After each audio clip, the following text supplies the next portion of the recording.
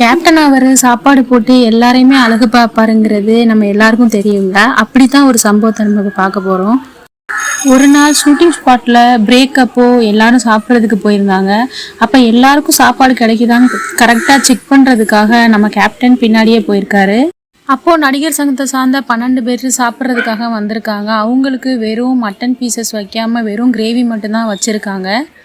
இதை தூரத்துல இருந்து கவனிச்ச நம்ம கேப்டன் சாப்பாடு பரிமாறுற அந்த நபரை கூப்பிட்டு விசாரிச்சாராம்.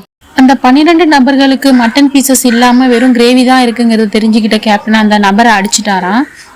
நான் என்ன சொல்லியிருக்கேன், எல்லாருக்கும் ஈக்குவலா தானே சாப்பாடு போகணும் அப்படின்னு சொல்லி கேப்டன் ரொம்பவே கோவப்பட்டாராம். பிறகு தான் பாக்கெட்ல இருந்து பணத்தை எடுத்து கொடுத்து அவங்களுக்கு மட்டன் வாங்கி வர சொல்லி அவங்களுக்கு சாப்பாடு பரிமாற சொன்னாராம் கேப்டன். சொக்க தங்கமான நம்ம கேப்டனை இப்படி நம்ம அவரை இழந்துட்டோமே.